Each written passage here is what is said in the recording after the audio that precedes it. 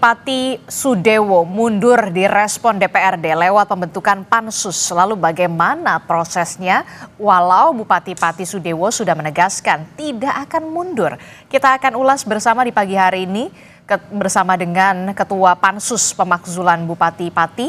Bergabung bersama kami melalui sambungan daring sudah ada Teguh Bandang Waluya yang merupakan juga anggota DPRD Pati dari fraksi PDI Perjuangan.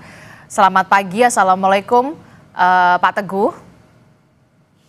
Selamat pagi Mbak, selamat pagi Kompas TV. Oke, kemudian juga di Studio Orange Kompas TV sudah hadir pengamat politik sekaligus Direktur Eksekutif Trias Politika Strategis, Mas Agung Baskoro. Selamat pagi, Assalamualaikum Mas Agung. Waalaikumsalam Mbak Adis, Pak Teguh, pemirsa semua. Iya, saya akan bertanya dulu kepada Ketua Pansus Pemakzulan Bupati Pati, Pak Teguh, yang juga merupakan anggota DPRD Pati dari fraksi PDI Perjuangan. Ini kita ingin meluruskan dulu kebijakan kenaikan pajak 250% yang kala itu diterbitkan oleh Bupati ini kan bentuknya dalam peraturan Bupati ya, berarti ya kala itu diterbitkan pada tanggal 18 Mei kalau tidak salah, 18 Mei 2025 pemerintah Kabupaten Pati menerbitkan aturan soal kenaikan pajak bumi dan bangunan perdesaan dan perkotaan sebesar 250%. Nah, dari peraturan Bupati tersebut yang diterbitkan 18 Mei 2025, DPRD Pati sendiri apakah mengetahui dan juga menyetujui soal peraturan Bupati itu? Baik Mbak, berdasarkan Perda kami 2024, itu Perda yang kami buat, dasar itu yang membuat Pak Bupati menyimpulkan membuat Perbub. Sehingga Perbub itu dibuat Pak Bupati di bulan Mei 2025. Di posisi itu pembahasan Perbub kan kami tidak tahu. Ujuk-ujuk kami juga langsung diberi surat tembusan lewat pimpinan kami terkait dengan kenaikan pajak 250%. Jadi tidak ada gitu, komunikasi dan konsultasi terlebih dahulu sebelum penerbitan itu dari Bupati Pati ke DPRD? Tidak ada Mbak, tidak ada. Adanya sudah jadi kami dikasih surat tembusan Mbak. Oke. Setelah itu apakah ada sejumlah penolakan atau segala macamnya dari fraksi DPRD, dari DPRD sendiri, dari DPRD Pati khususnya dari fraksi PDI Perjuangan? Kami justru saat itu berbondong-bondong dikumpulkan oleh pimpinan kami, ketua DPR kami di ruangan beliau, ada surat seperti ini bagaimana gitu. Terus kebetulan juga siang itu ada rapat paripurna dan Pak Ketua secara langsung, Ketua DPR kami secara langsung menyampaikan bahwa ini nanti jadi gejolak Pak Bupati gitu. Tetapi entah apalah alasan Pak Bupati tetap berlanjut saat itu. Jadi tidak ada pembahasan lagi. Jadi kami sudah ingatkan secara lisan lewat Ketua DPR kami saat itu Mbak. Oke, jadi sudah diingatkan secara lisan pada saat itu. Tapi tidak ada tanggapan dan tidak ada respon? Kata Pak Bupati saat itu sudah dibahas dengan para tokoh masyarakat dan teman-teman Kades, bilangnya begitu. Karena saat itu ada pertemuan camat-camat se-Kabupaten Pati, ada beberapa Kades juga yang diundang. Terus tiba-tiba beliau langsung diwawancarai dan menyampaikan kalau kenaikan 250%. Kami awalnya tahunya lewat media sosial Mbak. Setelah itu beberapa hari langsung surat muncul. Dan surat itu tembusannya ke DPRD lewat pimpinan DPR kami, Mbak. Oke, jadi itulah kronologi awal mula kemudian kenapa sampai ada kebijakan kenaikan hingga 250% walaupun memang sudah dibatalkan ya Pak Teguh ya. Iya, Mbak. Oke, itu 18 Mei 2025 berarti tidak ada konsultasi, tidak ada komunikasi lebih dulu dari Bupati kepada DPRD, begitu ya? Baik Mbak, betul Mbak. Oke, nah ini kan kemudian aksi unjuk rasa dilakukan, pecahlah di tanggal kemarin di tanggal 13 Agustus 2025 begitu ya. Karena kemudian situasi dan juga kondisi semakin tidak kondusif, akhirnya DPRD melakukan rapat secara tiba-tiba atau seperti apa awalnya? Baik Mbak, kronologisnya kami teman-teman DPR jam 9 pagi sudah di kantor DPR. Karena kami tahu nanti rakyat pasti pengen ketemu dengan kita, rakyat pasti nanti pengen komunikasi dengan kita. Tetapi jam 11 lebih sedikit, Mbak, itu masa tiba-tiba masuk ke DPR tanpa diduga, Mbak. Kami kaget saat itu, Mbak. Kami sedang ngobrol sama teman-teman beberapa fraksi, kami kaget. Pintu ruangan kami didobrak, kami ditarik, didorong-dorong sama massa untuk masuk ke paripurna, Mbak. Seperti itu, Mbak. Awalnya terjadinya paripurna, Mbak. Sehingga tidak ada sekretariat dewan itu mempersiapkan absen, mempersiapkan undangan, tidak ada, Mbak. Kami tidak ada persiapan sama sekali, Mbak. Kami tiba-tiba gedung kami sudah dikepung, Mbak. Sudah dikepung, kami ruangan kayak di sweeping gitu loh, Mbak. Kami ditarik oleh warga, disuruh duduk di ruang paripurna, kami harus paripurna saat itu juga, Mbak. Dan akhirnya semua datang dan quorum di rapat paripurna tersebut? Baik, Mbak, menurut catatan yang kami lihat dan kami terima dan langsung fisiknya dihitung secara langsung, bahkan yang absen fisik itu malah masyarakat, Mbak. PDI ada berapa berdiri, Gerindra ada berapa yang berdiri, Demokrat ada berapa, PKS ada berapa, itu semua kami di absen, Mbak. Dari 50 anggota DPR di Pati, 42 yang hadir, Mbak. Jadi menurut catatan dari Sekwan, itu sudah memenuhi quorum, Mbak. Oke, berarti juga termasuk partai yang mengusung dari Bupati Sudewo juga setuju dalam rapat paripurna tersebut? 3 partai yang mengusung Pak Sudewo juga ikut juga, karena kebetulan setelah kita quorum, kita diminta paripurna, ditungguin masyarakat, Mbak. Kita nggak bisa bergerak, kita ke toilet aja, kami harus dikawal sama warga, Mbak. Ke toilet aja kami harus dikawal, nggak boleh pulang, nggak boleh keluar sebelum paripurna selesai. Sehingga atas usul Pak Ketua saat itu, kita rapat paripurna pembuat perubahan jadwal dulu, Mbak. Karena kami DPR ini kan sudah jadwalnya 1 bulan nih. Kami harus rubah jadwal karena hari ini tidak ada rapat paripurna. Kita sepakati karena keputusan tertinggi di paripurna, sehingga ada perubahan jadwal dulu, Mbak. Oke, jadi apa yang kemudian melatar belakangi akhirnya DPRD ini membentuk pansus ini? Apakah memang karena desakan warga Pati yang sudah dalam tanda kutip menduduki kantor DPRD Pati Jawa Tengah dan sampai akhirnya 42 orang ini quorum begitu akhirnya membentuk pansus, atau seperti apa sebenarnya desakannya? Baik, Mbak. Kami tidak hanya desakan, Mbak, tapi memang ini panggilan hati juga, Mbak. Kenapa panggilan hati? Kami bicara panggilan hati, kami pagi aja sudah pada ke kantor, Mbak. Pagi kami sudah tidak ke kantor, padahal kami tidak ada agenda kegiatan hari ini. Kami masih tetap menduduki DPR karena ini panggilan hati, Mbak. Oke, jadi jadi ini merupakan panggilan hati anggota DPRD untuk membentuk pansus. Walaupun memang kalau tidak ada desakan sampai diduduki oleh warga, apakah pansus akan tetap dibuat kala itu kemarin? Baik, Mbak. Kami juga melihat situasi dan kondisi karena kami mendapat selebaran informasi bahwa pendemo pengen DPR untuk ikut demo di lapangan langsung dan ikut mendengarkan apa jawaban Bupati saat itu, sehingga memang kami ikut serta dalam persiapan untuk ikut teman-teman masyarakat untuk ngajak demo. Tetapi ini berubah rutenya. Sebelum kami turun ikut bergabung demo, kami sudah didatangi masyarakat itu luar biasa, sampai kami di dalam ruang paripurna mata kami itu sakit, Mbak, karena gas air mata sudah masuk ke ruangan kami saat itu, depan ruangan kami, Mbak. Oke, tapi kemudian yang jadi pertanyaan saya, ketika masyarakat Pati tidak menduduki kantor DPRD Pati, apakah seluruh anggota DPRD, termasuk juga pimpinan Anda DPRD, tetap akan membentuk pansus ini? Di dalam pembahasan 2 hari terakhir itu, Mbak, kami sudah ada pertemuan beberapa ketua-ketua fraksi. Kami sudah menyampaikan sampai ke sana. Ini nanti kalau terjadi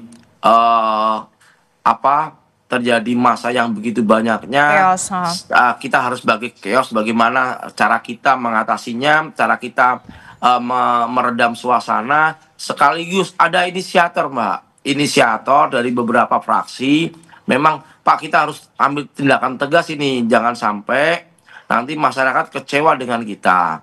Itu sudah kami bahas 3 hari yang lalu Mbak, dengan pimpinan dan semua ketua fraksi Mbak. Oke, dan akhirnya terlaksanalah rapat paripurna untuk membentuk pansus ini ya, hak angket. Iya Mbak, izin Mbak menyampaikan paripurna perubahan jadwal. Setelah paripurna perubahan jadwal kan kami paripurna kembali Mbak. Oke. Paripurna kembali terkait hak angket, sehingga kami kaget ternyata di semua fraksi sudah mempunyai catatan-catatan tentang kebijakan Pak Bupati yang perlu ditanyakan dalam hak angket. Berarti teman-teman itu sudah siap Mbak, sudah menyiapkan semuanya. Oke, jadi dan itu semua fraksi Mbak, tidak hanya 1, 2, bahkan Partai Gerindra itu sudah juga mempunyai catatan sendiri gitu. Oke, nanti juga saya akan tanyakan juga ke Pak Teguh begitu ya, apa sebenarnya catatan dari PDI Perjuangan, apakah juga sudah punya catatan soal bagaimana kebijakan dari sang Bupati ini, Bupati Sudewo. Tapi saya ingin bergeser dulu ke Mas Agung Baskoro. Mas Agung, dari penjelasan anggota DPRD yang merupakan juga ketua Pansus begitu ya, sangat memprihatinkan kalau menurut saya, agak sedikit miris begitu ya, bukan agak lagi, miris sekali begitu ya dengan apa yang terjadi di Pati ini. Kebijakan sang Bupati Sudewo 250% kenaikan pajak ini peraturan Bupati, sempat juga tidak ada komunikasi kepada DPRD begitu ya. Nah, apa yang bisa Anda baca dari sini? Ya, pertama komunikasi di level publik berjalan searah Mbak Adis. Komunikasi di level publik berjalan secara searah, artinya ini kebijakan sepihak dari Bupati untuk menetapkan apakah itu soal BB 250% naik, soal pengisian jabatan di Direktur Rumah Sakit Daerah dan seterusnya dan ini akumulasi akhirnya. Karena selama ini merasa cukup aja dia komunikasi sepihak, kebijakan dibuat, beres semacam itu. Sayangnya ini akhirnya menjadi bom waktu.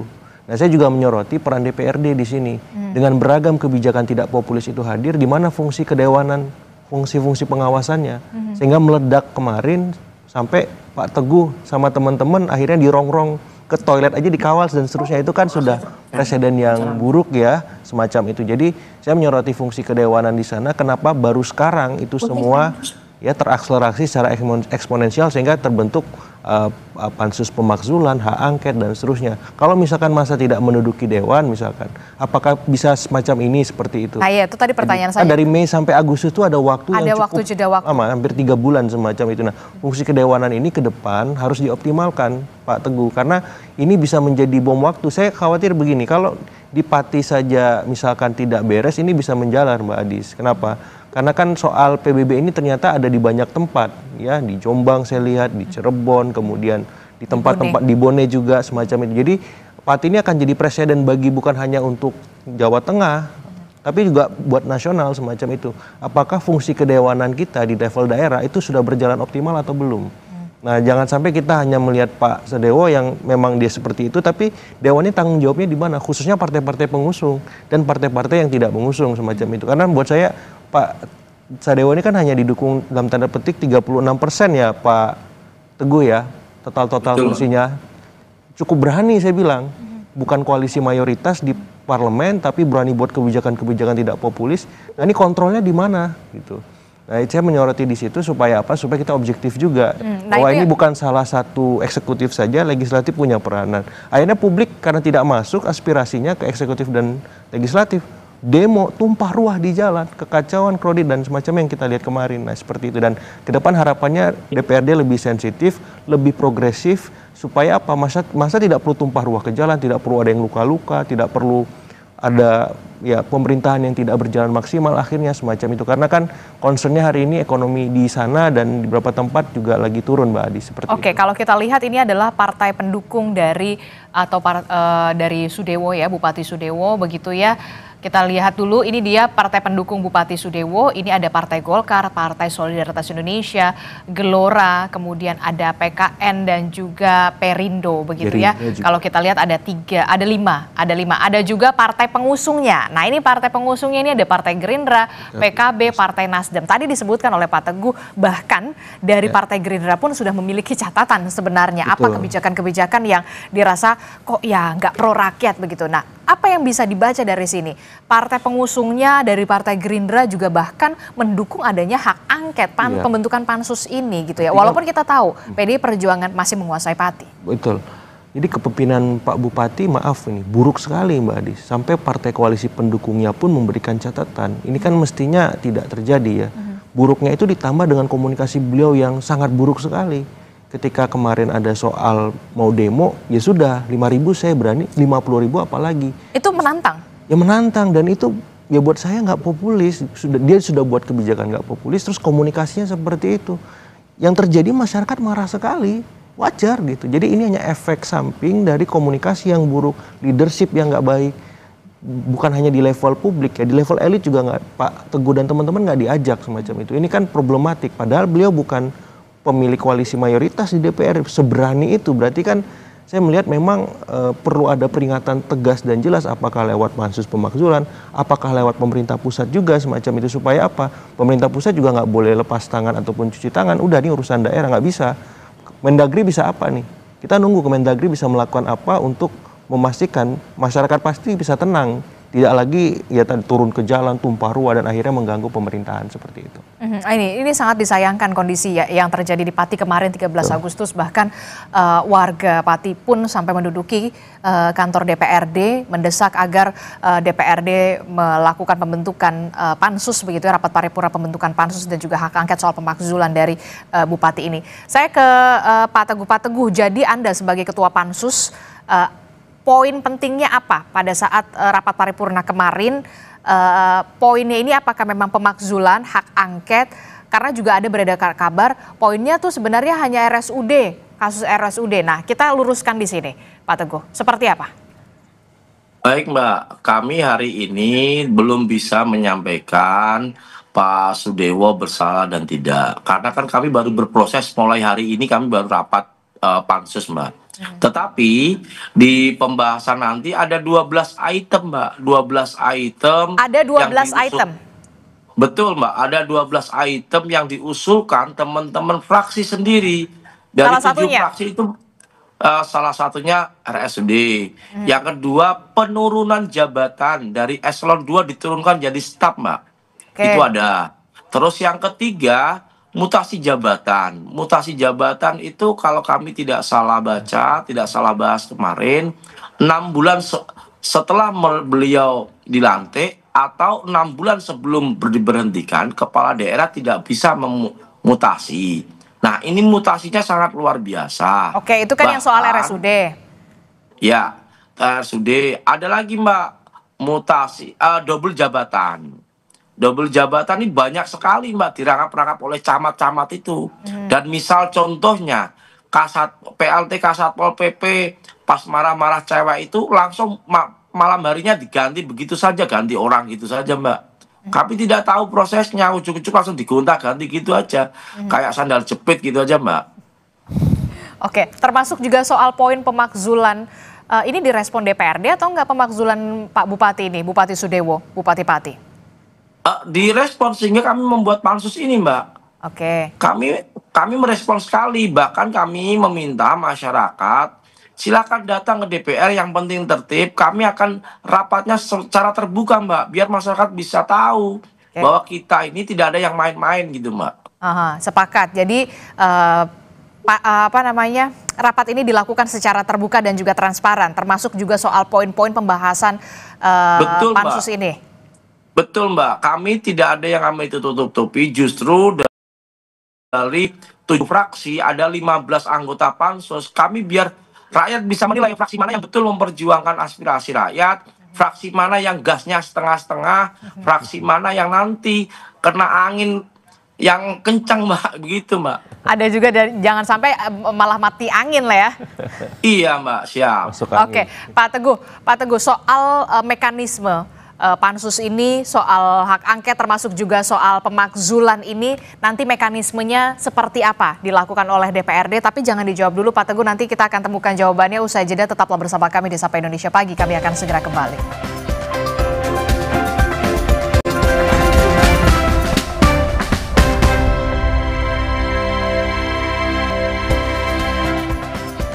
Terima kasih Anda masih bersama kami dalam Sapa Indonesia Pagi. Saudara, kita masih membahas soal bagaimana kekisruhan yang terjadi di Kabupaten Pati kemarin pada tanggal 13 Agustus 2025.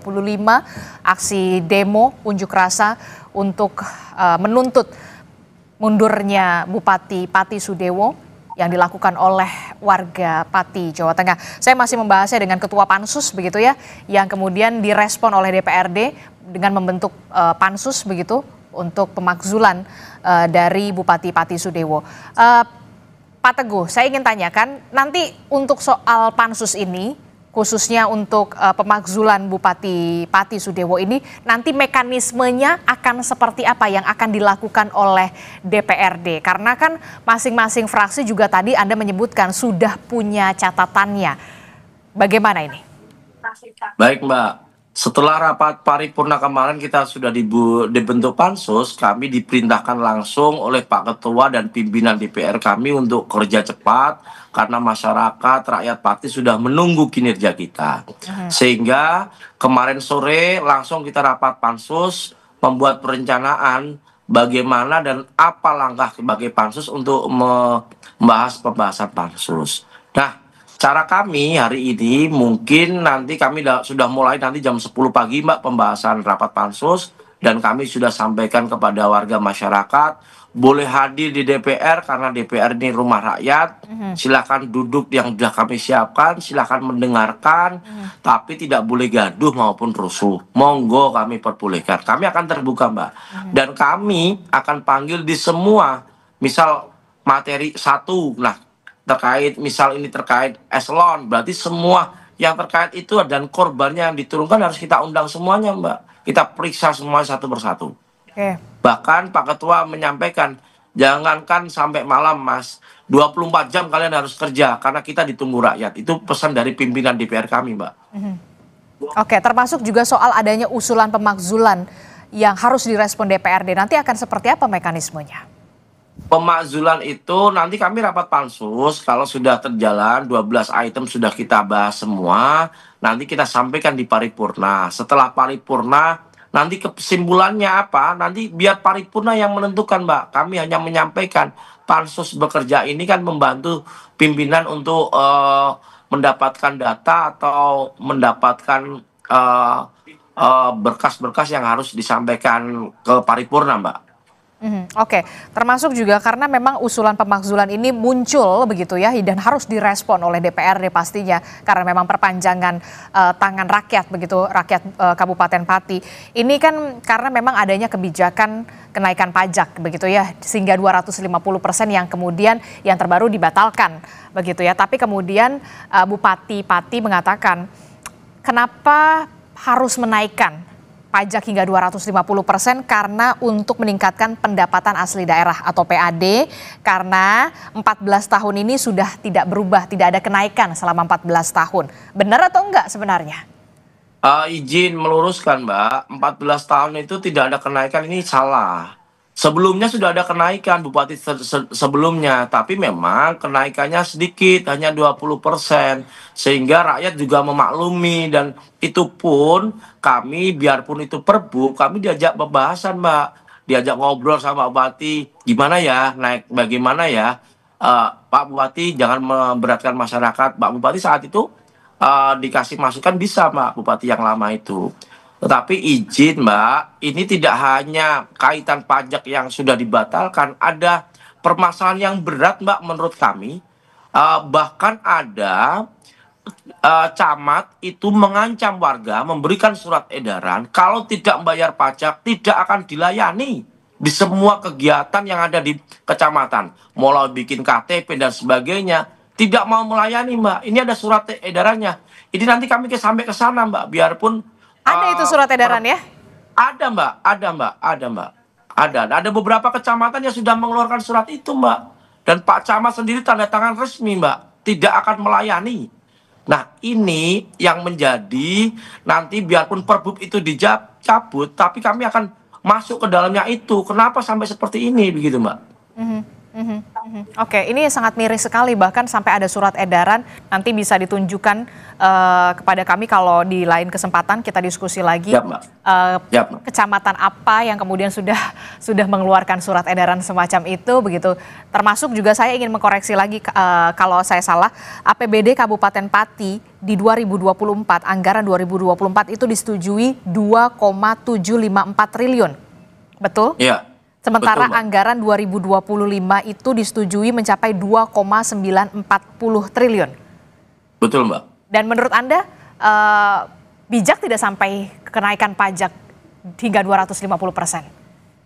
Kami kalau kenaikan pajak sampai 250% sangat memprihatinkan ya, Mbak. Begini maksudnya, kami di setiap OPD sudah dipangkas Pak Bupati anggarannya, bahkan karena efisiensi anggaran, DPR Pati itu dipangkas 18 miliar untuk pembangunan dan untuk infrastruktur. Kami memperbolehkan kok, Mbak. Kami tidak ada masalah karena untuk kepentingan rakyat saat itu kami tidak ada masalah. Bahkan kami di beberapa kegiatan dipotongnya anggarannya, kami sampai tidak ada kegiatan yang ini dan itu, kami tidak ada masalah.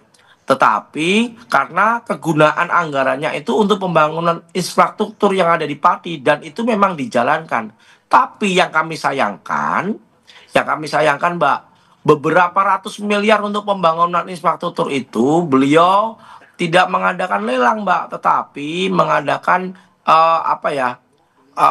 semacam katalog, Mbak, e-katalog gitu loh, Mbak. Dan kami mendengar dari beberapa masukan tokoh masyarakat dan tokoh agama, kalau yang bekerjakan proyek ya orangnya itu saja, biarpun beda CV, gitu, Mbak. Termasuk kemarin yang lagi viral di Videotron yang di samping posko masyarakat yang di depan alun-alun itu ada Videotron yang 1,3 miliar. Ternyata awalnya dipasang second, Mbak, katanya media yang cerita ke kami, ada datanya. Terus ujuk-ujuk viral diganti baru lagi. Nah, ini kan harus kita selidiki sampai ke sana juga, Mbak. Begitu, Mbak. Oke. Nah, ini kan kalau kita lihat ya, berarti selama menjabat Bupati Sudewo ini kan kurang dari 6 bulan menjabat begitu ya. Sejauh ini komunikasi antara Bupati, Kepala Daerah Anda dan DPRD ini sejauh ini seperti apa? Khususnya untuk penentuan kebijakan-kebijakan strategis di Kabupaten Pati. Kalau terkait dengan komunikasi, kami normatif, Mbak. Tidak ada komunikasi yang instan, komunikasi kopi lewat kita ngopi atau diundang secara pribadi tidak ada, Mbak. Bahkan kami kaget saat anggaran 2025 itu ada alun-alun yang harus direnovasi, terus masjid yang harus direnovasi, karena kebetulan masjidnya itu masih bagus dan bekas direnovasi sebelumnya beberapa tahun yang lalu sudah direnovasi, itu tidak ada pembahasan dengan kami, Mbak. Dia pakai perbu penjabaran, Mbak. Kami tidak tahu pembangunan itu kemana-mana, kami tidak tahu, sehingga kami aja cari data saat itu untuk melakukan sidak, maka kami akan ngecek bangunan-bangunan mana, itu aja kami sulit, Mbak. Oke, baik. Ini menjadi baru terkuak lah ya di sini ya setelah kemudian ada pergerakan dari masyarakat civil society di kemarin 13 Agustus. Bagaimana ini? Bahkan sampai ada surat edaran dari kecamatan begitu ya. Tidak ada komunikasi yang cukup intens dan cukup baik antara Bupati dan juga DPRD untuk kebijakan-kebijakan strategis begitu ya. Ini juga dipertanyakan dari 18 Mei sampai ke kemarin 13 Agustus juga. Nanti kita akan pertanyakan fungsi pengawasan DPRD ini apa yang sudah dilakukan. Nah, apa yang bisa Anda baca nih dari sini? Ya, pertama tadi over PD ya Pak Bupati, karena saya kira ketika sudah menang pilkada itu bukan berarti selesai masalah. Pemerintah itu juga butuh koalisi, baik kepada elit dalam konteks ya di parlemen ya, kemudian kepada publik berkoalisi. Bagaimana kebijakan itu over PD ini karena memang merasa menang pilkada selesai didukung oleh pemimpin-pemimpin pusat atau bagaimana? Ya, saya kira asumsi saya menang pilkada dia bupati, ya udah ini berarti eksekutif heavy gitu, semuanya di saya. Pemerintahan, kekuasaan dan seterusnya. Apalagi memang ya dalam tanda petik beliau kan memang dari partai penguasa semacam itu yang punya bobot kekuasaan yang besar di nasional. Sayangnya itu logika yang berbeda. Nasional sendiri, lokal sendiri. Anda harus membangun koalisi juga di level lokal supaya Anda didukung kebijakan-kebijakannya. Kemudian di level publik juga begitu. Kalau di elit enggak komunikasi searah, di publik malah intimidatif, wajar bom waktu meledak kemarin semacam itu. Dan ini bisa menjadi membesar kalau misalkan ini bola panasnya ada di DPRD sekarang. Iya, bola panasnya di DPRD karena memang sudah pansus dan semua spotlightnya sekarang ke DPRD konsentrasinya.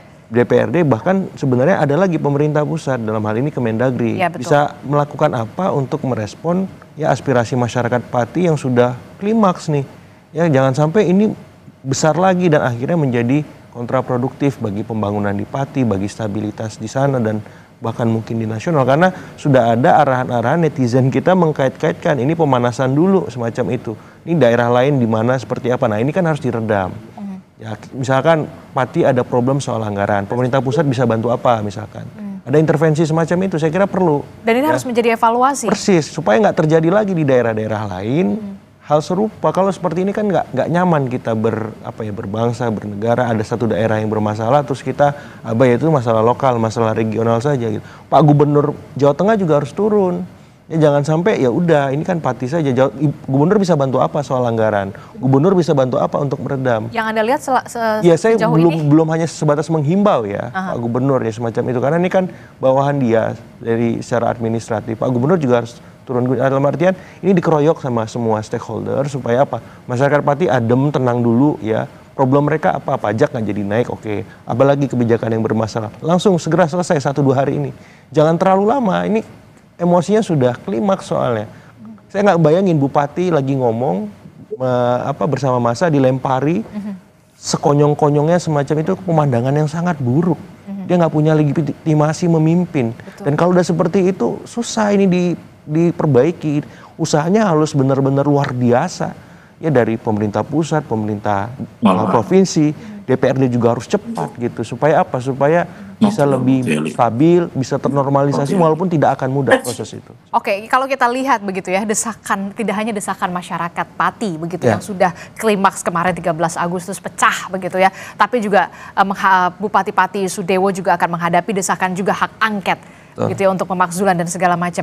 Mampu nggak sebenarnya nanti Bupati Sudewo ini menghadapi ini semua begitu ya? Possibility-nya lebih baik mundur atau dimundurkan atau seperti apa menurut Anda? Semua opsi terbuka ya. Apalagi kalau lihat historik masyarakat Pati ini masyarakat pejuang nih.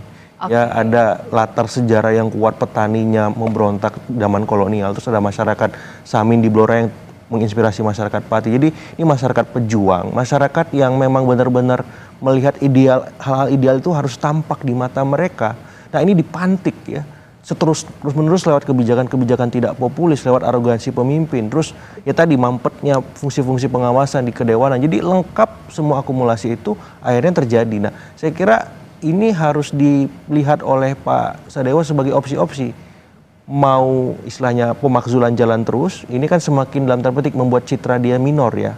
Atau dia misalkan mundur, atau ada hal lain yang bisa dilakukan pemerintah pusat. Misalkan dia dipanggil, di-retreat ulang misalkan, supaya ya untuk sementara pemerintahan dijalankan oleh misalkan wakil bupati. Sudah segaduh ini, segaduh ini loh. Yang paling kompromis gitu ya Mbak ya. Jadi opsi-opsinya dibuka semua, karena buat saya opsi itu perlu dipaparkan dan masyarakat menilai. Tapi kalau misalkan dalam konteks sekarang, ya saya kembalikan ke Pak Sadewo sendiri, karena ini selain di DPRD, bola di dia mau gimana seterusnya untuk memperbaiki, karena minta maaf saja masyarakat Pati sudah tidak bisa gitu. Ya, tapi faktanya yang kita lihat kemarin begitu ya. Kita lihat bersama Bupati tidak mundur, enggan mundur, hanya meminta maaf dan mengatakan saya akan menjadi versi lebih baik lagi ke depannya. Ya, berarti memang bolanya di DPRD untuk menjalankan pansus pemakzulan itu.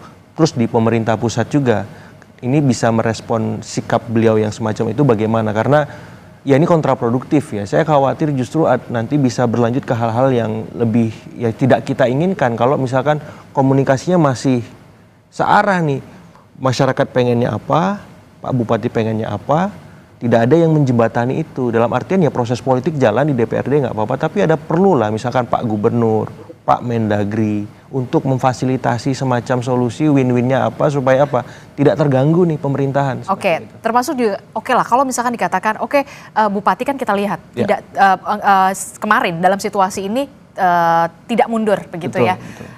melakukan akan saya menjadi lebih baik dan segala macam. Ketika oke lah kita berandai-andai, tetap ini roda pemerintah di tangan Bupati Sudewo. Sementara kepercayaan publik, kepercayaan masyarakat, Pati Jawa Tengah ini sudah terlanjur kadung, sudah emosi dan kecewa. Bagaimana ini? Itu yang susah untuk disembuhkan, diperbaiki ya. Karena memang legitimasi beliau berada di titik terendah hari ini, bahkan mungkin minus. Karena saya nggak bisa bayangin mau bicara sebentar aja sudah dilempari. Terus masyarakat sudah antipati dengan stakeholder di bawahnya yang tadi kata Pak Teguh ada surat intimidatif kalau nggak bayar PBB malah tidak dilayani semacam itu. Itu kan luar biasa berarti arogansinya semacam itu. Karena kok bisa sampai seberani itu, saya masih merasionalisasi apa yang membuat beliau-beliau ini berani sebegitunya sama rakyat. Sementara rakyat ini kan dalam posisi yang terjepit hari ini secara ekonomi.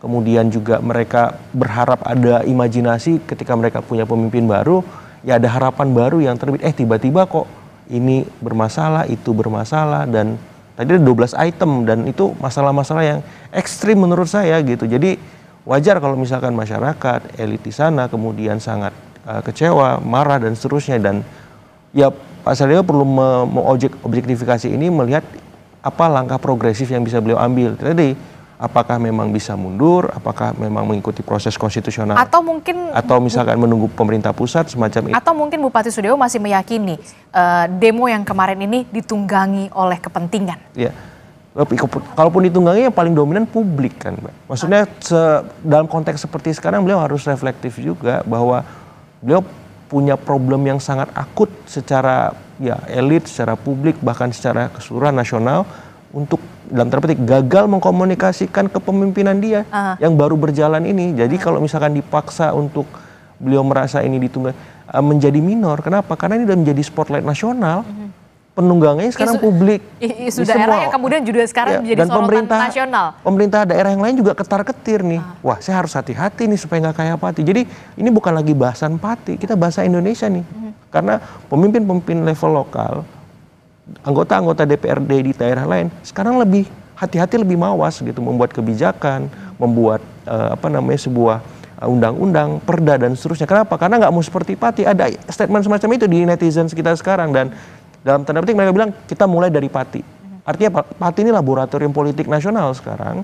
Kalau ini nggak dianggap serius oleh Pak Sadewo, ini juga akan berdampak ke kolega-kolega dia yang lain gitu. Bahkan pemerintah pusat, Cirebon, Jombang, semacam itu. Ini kan bisa jadi snowball effect ya, Mbak. Sehingga maksud saya masyarakat Pati juga tidak sendirian hari ini gitu. Anggota Dewan Pati nggak sendirian hari. Semua melihat, dan menurut saya ini jadi titik tolak supaya semuanya ya mengawal bareng-bareng. Yang mengawal kebijakan ini Pak Teguh bukan lagi Pati tapi Indonesia. Iya benar, karena memang udah jadi isu nasional begitu, bukan lagi soal isu lokal, soal Pati begitu ya. Saya ke Mas Teguh.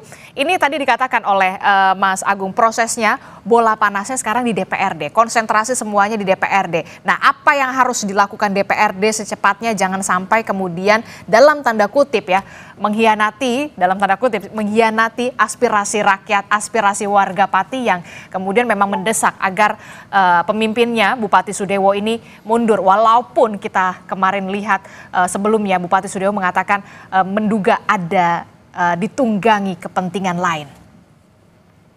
Baik Mbak, proses pansus ini kami akan berjalan normatif. Selama 12 item itu kita bahas satu persatu. Kalau di perjalanan itu nanti masyarakat punya data, punya bukti, bisa disampaikan ke kami. Prinsipnya kami akan terbuka Mbak. Dan kami hari ini tidak bisa dong menghakimi Pak Sadewo bersalah maupun benar. Karena belum ada pembahasan. Biarkan pembahasan ini bergulir, kami ditunggui masyarakat, kami terbuka. Media boleh menunggui kami bisa menyimpulkan nanti di ujung dari pembahasan pansus itu Mbak. Oke, termasuk juga ini menjadi sorotan juga di level nasional begitu ya, soal Pati Jawa Tengah ini tadi, dan tentu saja kita berharap konsentrasi semuanya bisa dilakukan oleh DPRD untuk bisa mengatasi permasalahan ini begitu ya. Kita akan tunggu bagaimana prosesnya seperti apa. Terima kasih Mas Teguh. sudah bergabung bersama kami, Ketua Pansus yang juga merupakan anggota DPRD Pati, Jawa Tengah. Kemudian ada Mas Agung Baskoro juga. Terima kasih sudah bergabung bersama kami di Studio Orange Kompas TV. Selamat pagi, Assalamualaikum. Salam dari Jakarta untuk warga Pati.